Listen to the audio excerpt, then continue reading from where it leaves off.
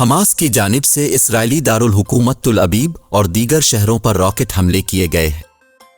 اسرائیلی media کے مطابق غزہ اسرائیل جنگوں میں پہلی بار حماس کی جانب سے مسلسل 3 دن تک کئی بار تل ابیب کو راکٹوں سے نشانہ بنایا گیا ہے۔ میڈیا رپورٹس میں بتایا گیا کہ تل ابیب، آفا اور دیگر اسرائیلی شہروں میں راکٹوں سے تباہی ہوئی ہے۔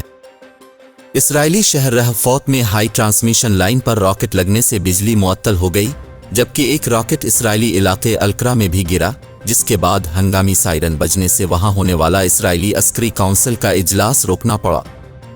پی پی رہنما سردار عنایت اللہ عارف کا کہنا تھا کہ پیپلز پارٹی ان رہنماؤں کی شمولیت سے مزید مضبوط ہوگی۔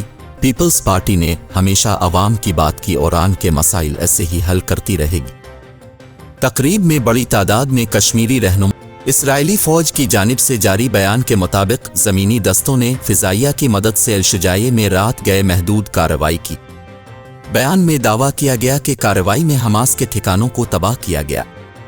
غزہ میں اسرائیلی جارحیت جاری رکھنے پر حماس کی قید میں موجود اسرائیلی شہریوں کے رشتہ داروں نے مختلف شہروں میں احتجاج کیا۔ ان کا کہنا تھا کہ اسرائیلی حکومت کو غزہ میں قید اسرائیلی شہریوں کی پرواہ نہیں۔